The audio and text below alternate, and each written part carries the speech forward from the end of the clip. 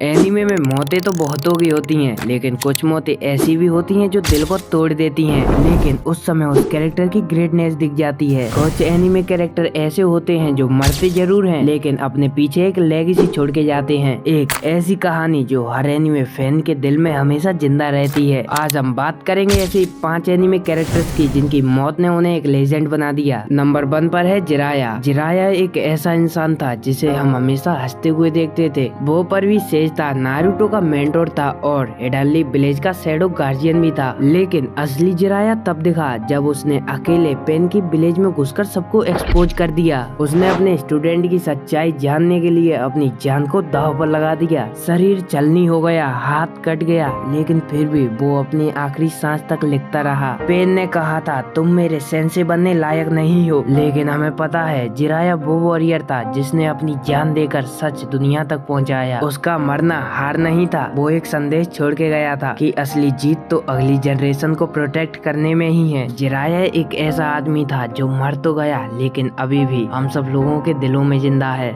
और नंबर 2 पर है एस। वन पीस की सबसे ज्यादा हार्ट ब्रेकिंग मौत एस की थी। मरीन फोर्ड वॉर में सब कुछ केओस था, लेकिन एस को आजाद कराने के बाद वो बच सकता था। लेकिन जब अकाइनु ने लूफी को मारा तो उसके अंदर सिर्फ एक चीज थी, प्यार। उसने अपनी जान दे दी अपने छोटे भाई के लिए। उस समय वो बस खड़ा था, उसकी छाती में छेद था और फिर भी मुस्कुरा रहा था। उसके आखिरी वर्ड्स थे, thank you for loving me despite who I am. उसकी मुस्कान में दुख था, प्यार था और एक सेटिस्फेक्शन भी कि उसकी लाइफ बर्थलेस नहीं थी। वो मर तो गया, लेकिन वन पीस फैंस के लिए वो कभी मरा ही नहीं। नंबर 3 पर है इताची उचिहा। जब हमें पहली बार बताया गया था कि इताची ने अपने पूरे क्लैन को खत्म कर दिया तो हम उसे विलन मान बैठे, लेकिन जैसे जैसे सच्चाई सामने आई तो हमने जाना कि वो तो एक हीरो था जिसने इस दुनिया के लिए खुद को भस्म कर लिया था। उसने अपने भाई सास्के को स्ट्रॉन्ग बनाने के लिए उसको अपना सबसे बड़ा दुश्मन बना लिया था। वो हर दिन नफरत सहता रहा, अकेला रहा, बीमार रहा, लेकिन कभी मिशन से नहीं डिगा। और फिर आखिरी लड़ाई में सास्के से लड़ते लड़ते इताची गिर गया और मरने से पहले इताची व सास्के के माथे पर उंगली रख के मुस्कुराता है, जैसे इताची कह रहा हो, सास्के मुझे माफ कर देना और मैं तुमसे बहुत प्यार करता हूँ। इस सीन ने सभी नारुतो फैंस को अंदर से खोखला कर दिया। इताची मरा नहीं, वो बस अपना मिशन पूरा करने के बाद गायब हो गया। नंबर 4 पर है रेनगोकू।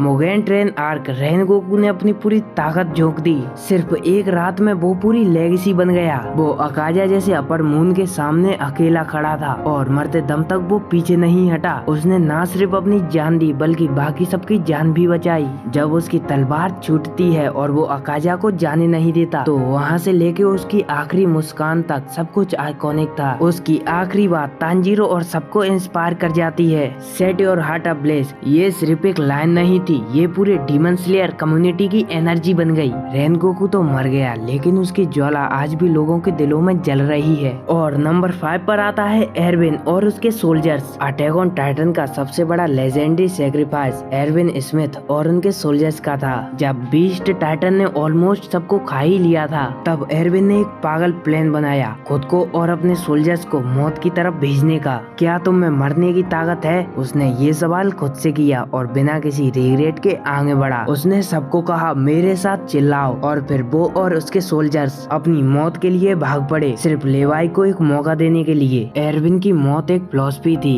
एरविन एक लेजेंड था और लेजेंड्स नेवर डाई। इन सभी लेजेंड्स में एक बात तो कॉमन थी, वो कभी खुद के लिए नहीं लड़े, उन्होंने दूसरों के लिए सब कुछ कुर्बान किया, इसलिए उनकी मौतें ही उनकी सबसे बड़ी जीत बन गई। और कमेंट्स में बताओ कि तुम्हारे लिए सबसे ज्यादा इमोशनल डेथ कौन सी थी। और अगर ये वीडियो तुमको थोड़ी सी भी अच्छी लगी हो तो लाइक कर देना और सब्सक्राइब करना मत भूलना। तो अभी के लिए गुड बाय, अब मिलते हैं ऐसी किसी और वीडियो में।